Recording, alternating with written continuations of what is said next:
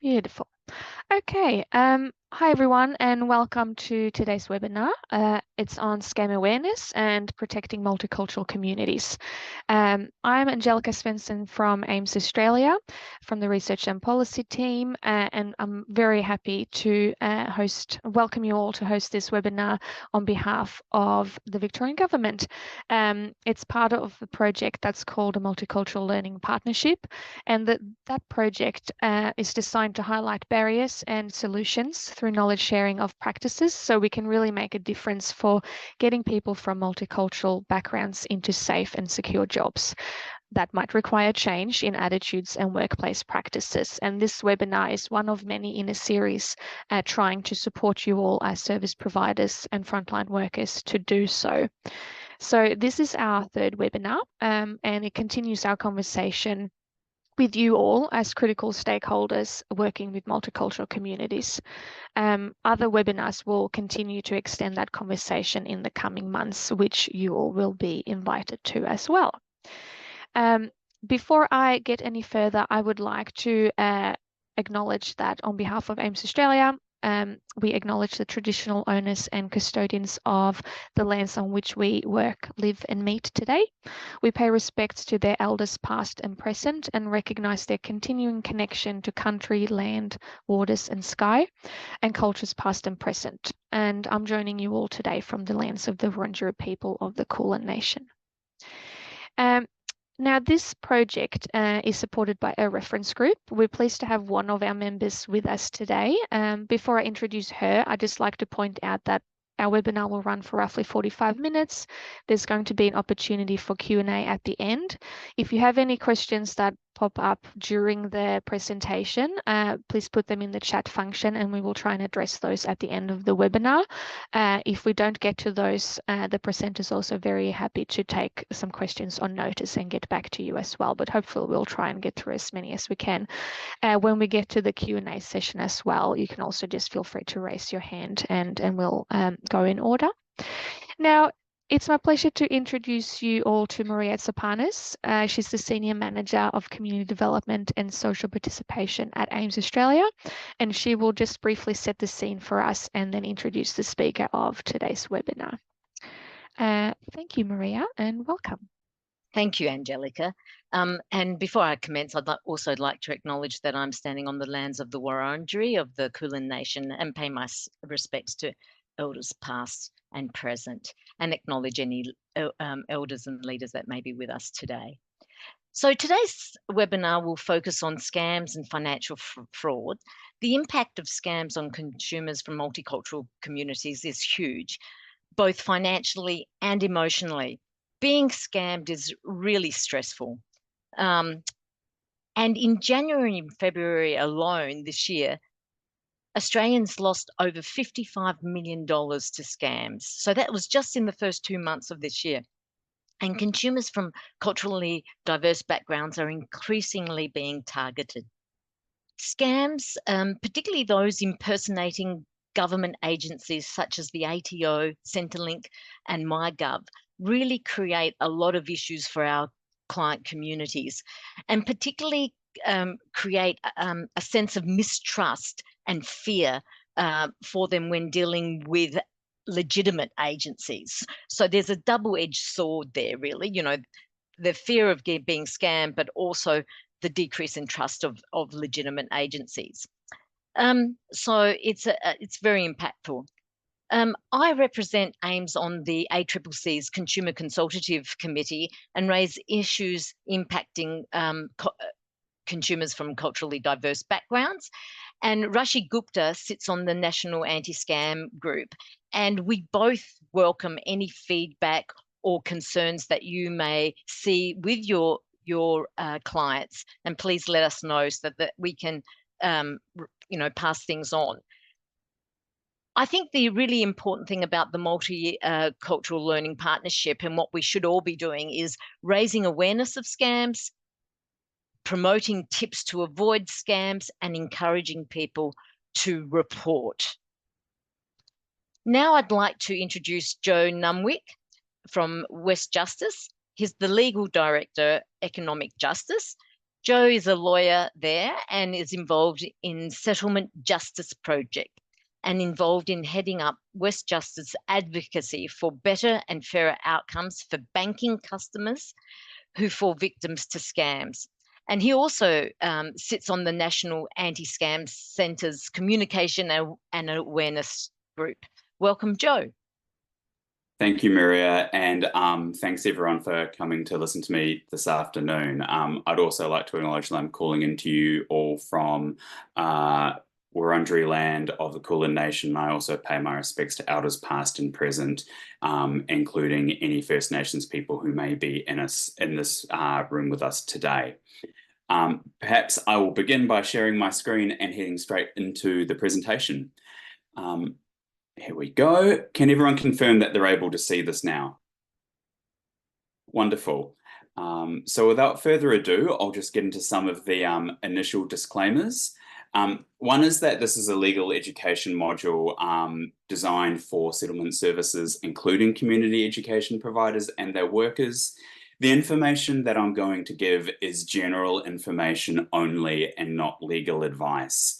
Answers about what applies, for example, when someone has been scammed and what options they have, is always going to depend on the particular facts and circumstances. If someone you're assisting requires advice about a specific set of circumstances, it's best to talk to a lawyer. We can talk a little bit more next about when and where West Justice can help, but I appreciate that AIMS has locations in a multitude of areas, and there may be a multitude of local services that are most appropriate. The service that I run with West Justice is a community legal centre. We serve communities in Hobsons Bay, Maribyrnong and Wyndham, but also we're relevant beyond, including, for example, where people live, study and work in the west of Melbourne generally. The Settlement Justice Partnership, which began in 2021, provides in situ legal services at 2 settlement agencies currently, one of them being Wyndham Community and Education Centre, the other being My Care's Werribee office. We offer that in the Western Melbourne locations of those settlement services, but also by phone if that's what the client prefers. But the primary objective of being based in a settlement agency is, rather than being some sort of service which is unknown to the client, which they may hold reservations about because of previous experience with lawyers, with interactions with government, that's an opportunity to be seen alongside the settlement services and the individuals who they've already established that rapport of trust with. Although we're not presently funded to support other settlement agencies directly, we're always on the lookout for opportunities to fund scaling into those other partnerships. However, in some opportunities, we may be able to direct eligible AIMS clients into some of our other West Justice clinics, which have availability. And like all community legal centres, our services are free, they are confidential and they are independent. So we do not form part of the federal and state governments. The areas of help we help with within the settlement justice space include renting and residential tenancy law, support with family violence law, processes, rights and obligations, support with consumer law, and related to that, the law that arises when you're experiencing a debt or having difficulty with bills, difficulty with fines and infringements, difficulty with employment law, and lastly, with minor summary offence criminal law matters and victims of crime assistance tribunal matters. Our team members who people at AIMS may have had cause to interact with in the past, apart from me, include Tess Matthews, as well as Paris and Mary. Now, if you want to speak to us and book in an appointment and see if someone's eligible at West Justice, what we generally need is the client's details, such as full name, date of birth, phone number, and whether they have a need or a desire for an interpreter, and if so, what language. When we're assisting, because we are a legal centre, we do need to run conflict checks to make sure we are acting independently for that client. We also need the full name of the individual or the company they're having a problem with. So for example, if someone has been in a car accident and they need to know about their rights and the potential consequences, we need to know the other person who was in that car accident, because we need to make sure that we're not helping both those people who were in that car crash at the same time, because that would compromise our independence to both of them. Just a note also that the information I'm sharing has been sent as a hyperlink to Angelica, and very happy for that link to be shared so you can continue to revisit the scams information later on after the presentation today. I thought it might be useful. Up until now, and indeed currently, there has been no definition of what a scam is under Australian law. That may be about to change, because currently the Federal Treasury is looking into potential legislative changes to solidify what a scam is and what the obligations are of businesses around scams. Their current proposed scam definition is that a scam is a dishonest invitation, request, notification, or offer designed to obtain personal information or a financial benefit by deceptive means. So that is draft only. And my personal opinion is that that's almost there, but not quite. There are a couple of thoughts I have about this. One is that we might need a wider range of descriptions for what a scam looks like. Invitation, request, notification, or offer could cover things like a friend request from someone who's a scammer, or could encompass things like an offer to sell something that doesn't really exist. But right now it doesn't cover things like threats or demands. And as we're probably no doubt aware, sometimes a scam can look like a threat or a demand designed to intimidate or instill fear in somebody. Another slightly legal and technical point is whether or not a scam is dishonest. And of course, we never really know what's inside the mind of the scammer. We can assume that often they're being dishonest. But for example, it is not uncommon for people to scam others in the process of being scammed themselves. So they encourage someone to pass on money to them. They think everybody is going to get rich, for example, and they themselves are passing money on to a scammer, possibly naively, but not dishonestly. The problem being that if you spend too much time talking about whether or not the scammer is being dishonest, you'll get away from the actual main question, which has a person had their financial benefit or personal information taken away from them, and what are you going to do about it?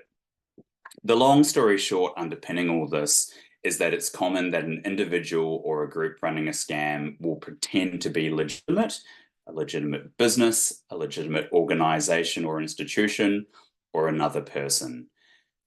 While a scam can simply ask you to transfer or pay money to another place, it can also ask for personal details that subsequently make it very easy to access and steal your money, such as credit card or debit card details. In some cases, a scam may also involve the direct stealing of personal details, such as passport and identification document details, or passwords to your email or social media. That can be used to get at more sensitive information, such as banking passwords or superannuation passwords. The misuse of passport or ID documents can also be used to begin the cycle anew and carry out other forms of criminal activity. I'll go in now quickly into examples of where we seem to be seeing the scams the most, and where those scams increasingly are. We should note that scams are always varying. Scams are currently extracting billions of dollars from the Australian economy annually, and scam techniques are often and always adapting and changing, not least to reflect the anxieties that people have about being defrauded and scammed. And I'll go into examples of that below. It's always good just to very quickly confirm what kind of things are not scams, because it gets used commonly in the popular lingo. Um, Being ripped off on a deal, so buying a car that doesn't work like it should, or paying a tradesperson for a service that's done poorly, you may feel deceived and you may feel ripped off. But the thing is, you actually have a bona fide legal dispute around the provision of a good and service under the Australian consumer law. Generally, with a scam, there was never an actual good or service being offered in the first place, irrespective of that good or service's quality. We also need to distinguish a scammer from mere theft of documents. So, for example, where you lose a wallet with a bank card, and that card is then used to buy things online or with PayWave. That's a crime. You may need to tell the police, and you should definitely tell the bank. But these are often considered as unauthorized transactions for the purposes of the regulatory codes that banks follow. That is, you did not authorize the payment or transfer of money yourself, and your bank may be able to recover or refund that money, and in some cases may have an obligation to refund you. The difference is that with a scam, where you are said to have authorized that transfer or permitted that transfer of money so far, it can currently be very hard or impossible to get your money back. And lastly, it's important to distinguish a person directly authorizing transfer to a scammer with someone who is facing pressure from elsewhere in their family. Unfortunately, we do see situations where a person is a victim of a scam, and because they believe they have an opportunity to make money or get something, they then pressure another family member to give them money or access to an account. It's important to note that this sort of interaction, demanding a family member gives money, access, or control to finances, can be a form of economic abuse and family violence.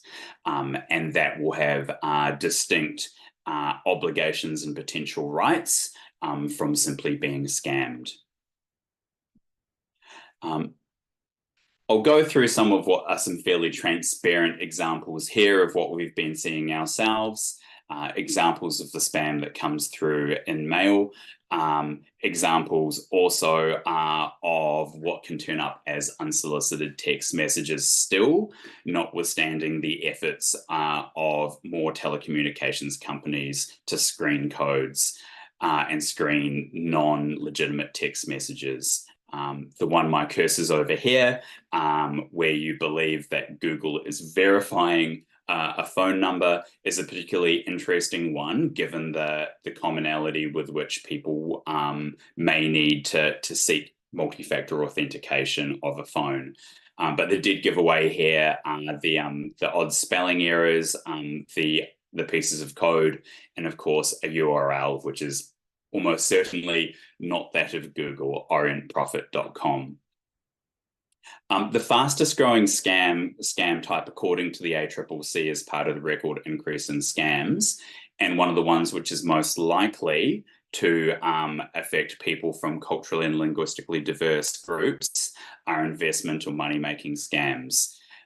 These effectively may prey on people who have heard about people getting rich on things like cryptocurrency or buying and exchanging stocks and shares on the stock market, primarily using apps on their phones. Some of these apps may be outright scams. They're simply set up to have you put in your money and then siphon that money away. Some apps or digital platforms can be legitimate. The app itself is not a scam, but it's overrun with scam users. So the people messaging you on there are likely to defraud you. How we've seen fake apps work are that they ask people to transfer or deposit money.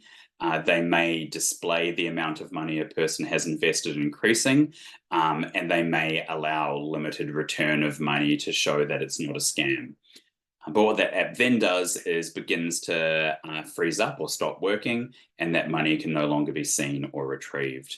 An example of one that hit recently arrived communities in 2021, a couple of years ago, were the Hope and Wonderful World scams. So those were two apps with very similar design, but different names, asking people to transfer money and then earn money on their investment by fairly sort of empty tasks like spinning a prize wheel or giving fake reviews.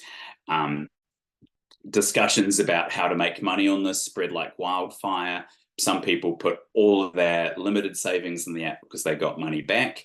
And when it did close, hundreds of people lost thousands of dollars each. Another one that's unfortunately really common in the recently arrived space, the misuse of platforms such as Facebook Marketplace, Gumtree, or eBay with the prospect of accommodation, job offer, or other classified and for sale scams. Generally, aspects of these will be too good to be true. For example, a house at a very low price, an extremely flexible and well-paid job, or laptops or furniture for sale at exceptionally low prices. Often what will be the inducement there will be for someone to put in some money to secure the accommodation, the role, or the item before they have a chance to see it. That money is put in, and lo and behold, the scammer's profile vanishes.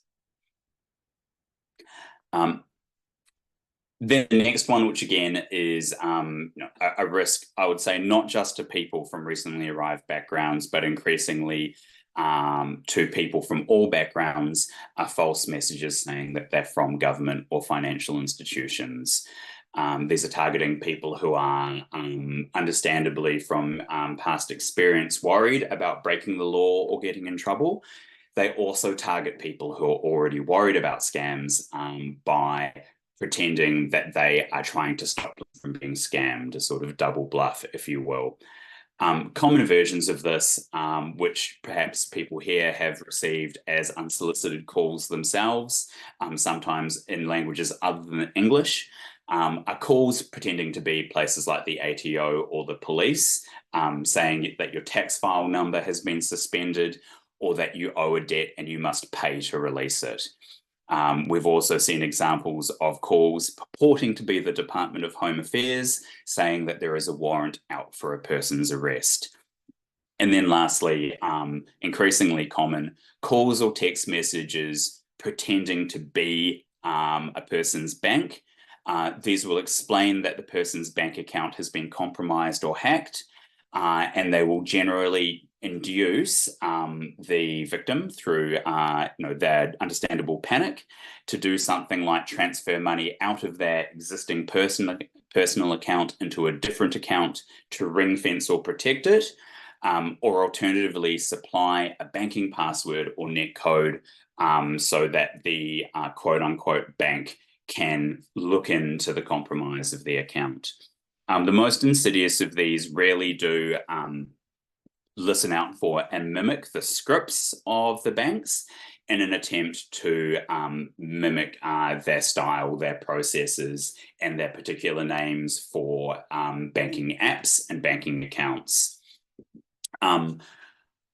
There are some complications with this, but what I would encourage people to look out for in terms of avoiding it and pass on information is to be on the lookout for robocalls. That is automatic or pre-recorded voices on the phone telling you what is happening. Government departments largely no longer do this. Text messages from government departments. Government departments almost never do this, and banks seem to be relying on SMS less and less compared to in-app messages, as well as any demands to pay money which involve making a cardless cash withdrawal, giving over a password or net code, or paying any form of money in the form of purchased gift cards. We should also note that threats to pay or face arrest or deportation made by phone call are not how government agencies operate. You'll note one tentative issue in here, which is it's very hard to get consistent practice across all of government and all of the financial industry. So we cannot say with absolute confidence that no one is ever going to use text messages, and absolute confidence about what is done to verify when a phone call is made. Some of these processes that created consistency would be really, really useful, because then you would have a few immediate identifiers to know when it's a scam or an impersonation, as opposed to a government department or a bank using old school approaches to reach out. Just quickly also on remote access scams, which occur often by someone suggesting that there's been compromise of home internet.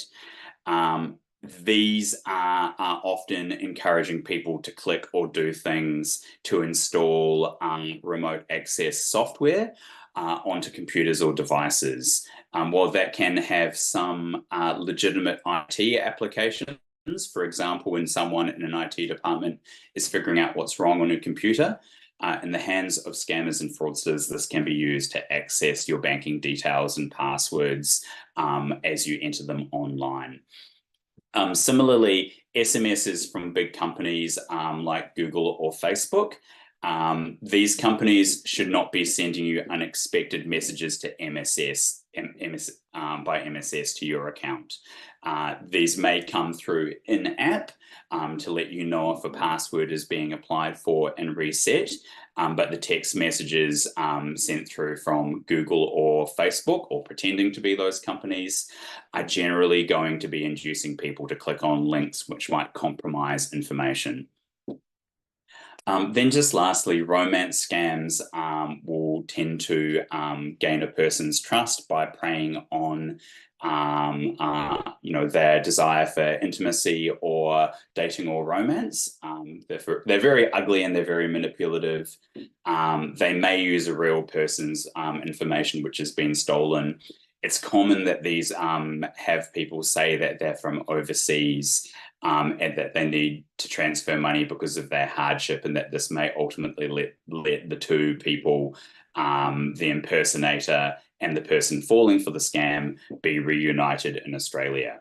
Another dangerous thing to note is that some romance scams have involved asking a person to receive goods or money and transfer it somewhere else, either in person or an account.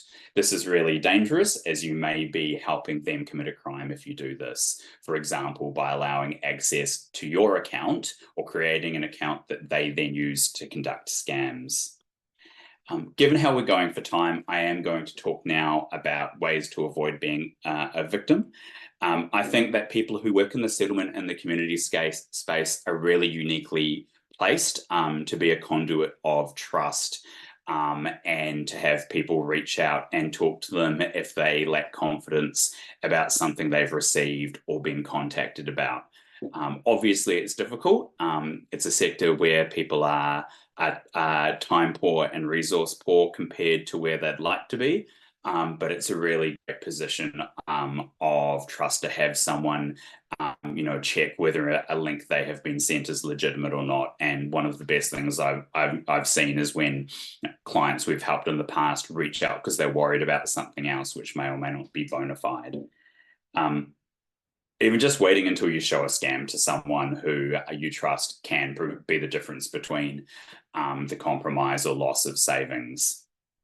The most important immediate and practical tips are wherever something unusual is received, stop and don't panic. Think about what you're being asked to do and whether or not it gives financial details or money to either a stranger or a place you don't usually give money to. Whether there is somebody else you could talk or ask about this with first. And then if you're actually on the hunt for something, be it a product, be it accommodation, check for evidence that the person involved either has good reviews and positive feedback on places like eBay or Gumtree, and in the alternative, that it is not a new profile. In other words, someone who was born yesterday, because it is often a dead giveaway on places like Marketplace, that someone has created a new Facebook profile in March 2024, and suddenly this person who has come out of thin air is suddenly selling goods or offering services. We encourage our clients directly not to be afraid to say they're calling the police, to be rude by hanging up or saying no, which can sometimes be a challenge for some people culturally. And anytime a company reaches out saying they're informing of suspicious activity, ask to call them back.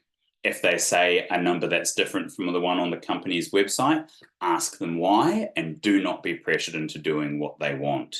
If Bendigo Bank are ringing me on an ordinary phone saying there is suspicious activity on my account, I do not engage with them. I ask what number I can call Bendigo Bank on. That should be Bendigo Bank's main number. And frankly, if Bendigo Bank then have a system saying you didn't engage with us, that would probably in itself create a fairly strong basis for a dispute with Bendigo Bank if they were saying that they were not able to recover or prevent a scam because they were calling you in unverified circumstances. And if comfortable doing so, I realize this is a big ask for people who are less confident with tech, setting up two-factor authentication on websites used often like email or banking. I would discourage the use or putting in of debit or credit card details into a website you don't use unless you're very certain it's a real company. It's an absolute never to give passwords to accounts or to a phone, asking for this via phone, text message, or email. And also to avoid passing on links which encourage you to invite friends to save more or make more when you don't know enough about what it is and whether it works. Many scams encourage people to pass the details on and pull savings. The most important practical steps immediately after a scam. The best and only chance of securing an account and getting the money back is to immediately notify the bank. If you've lost money, but even if you think you may have just compromised card or PIN details, you need to let them know. Usually scammers withdraw money that they have access to or have moved into a stolen account very quickly. Sometimes a bank can act quickly and freeze some money on an account and retrieve it. But letting the bank know immediately is the most important step. Equally important, while there is shame around being scammed, it is exceptionally important that people tell the bank everything and are honest. Altering the story to make it seem like a person was less naive, that the scam occurred in a different way. Anything that you do in those circumstances makes it exceedingly likely that the bank will not be willing to help on the basis that they consider you have not been upfront with them. If any details to computers, emails, and social media were given to a fraudster, immediately try to change and check your passwords. A little bit about the bank's obligations at this point in terms of their code of practice.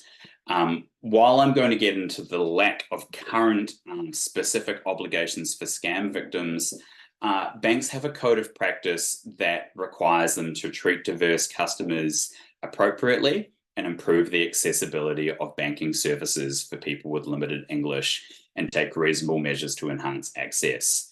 Our view of this is that people should be easily able to speak to the bank in their preferred language in an emergency, and becoming the victim of a financial crime is such an emergency.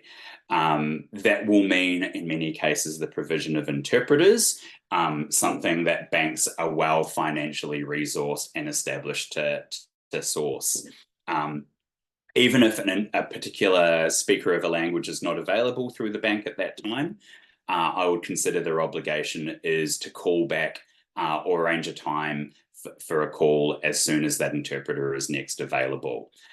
When we were seeing scam matters a couple of years ago affecting clients who were not confident speaking in English to describe what had happened to them, unfortunately, we saw experiences ringing a bank on the phone during public health restrictions and lockdowns, where interpreters were being outright not given.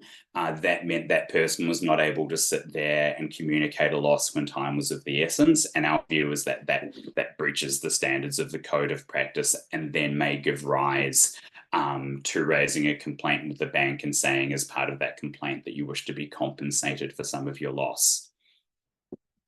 The transactions that a bank can reverse are, as I said, the ones covered by the e-payments code currently. Unauthorized transactions after their bank details are lost, stolen, or hacked. If transactions are done on PayWave, and also transactions where there is an actual typo. For example, you straight up put up the wrong account number in. The bank should then try to reverse that transaction. But as I said, if the banks or the financial institution's view is that the money was transferred willingly without realizing it was a scam, that is, the payment was authorized, or it was authorized that a password was given out. There is currently no law or code in Australia that the bank that says the bank has to refund you, or that the bank even needs to try to get your money back somehow. Some of the banks are indeed trying this, which is good, trying to get the money back. But that is out of an established increased shared practice, possibly because they believe express obligations may come into law in the future. Which brings us to what's happening next. The Australian government recently finished the initial part of a consultation on proposed frameworks to create obligations for businesses about how to stop scams. If put into force, they'd apply to banks, telecommunication firms like Telstra, and also digital platforms like Facebook, or as it now calls itself, Meta. These, if they came into force, meant that there might be rules for what places like banks need to do at a minimum to prevent you from being a victim of a scam. These may include an obligation to try and get the money back, and also heightened and enhanced warnings to let you know if a transaction is high risk. These frameworks are several months off being finalised, but what we are hoping for, that we really consider the banks, the authorised deposit institutions, the main guardians here, because they're the ones that have people's money. And we really hope that there will be a set of rules that effectively create a presumption of reimbursement. That's what we're asking for. That generally, if a scam victim was not at fault, then they receive that money back. And really that situations where they get no money back, it can find to some very limited cases where the bank did everything it could to warn them or prevent the scam transaction from going through. We're probably looking at a longish and potentially hardish road on what that consultation looks like. Presumably, such a set of codes may not be in force until at least next year at this stage. Nevertheless, if you've been scammed, we encourage people to contact ScamWatch, because they are one of the portals right now to gather data information and pass it on, including to places like law enforcement. Lastly, we really encourage openness in terms of sharing experiences of near misses and being scammed. A lot of the shame around falling victim to this form of fraud is what allows it to flourish. Talking amongst community is really how other people can learn together, and it does more to protect other people while we wait for more effective mechanisms to come into force, regulating places like banks. So that brings me to the end of the presentation, and now I understand that we've got a few minutes for questions if people are keen. Thanks, Joe. That was really insightful, and thanks, Maria, as well, for introducing the session. I don't know about you all, but I learned quite a bit. I was taking notes as we were going as well, so things that I'll try and implement in take away from here. We do have a few minutes. I know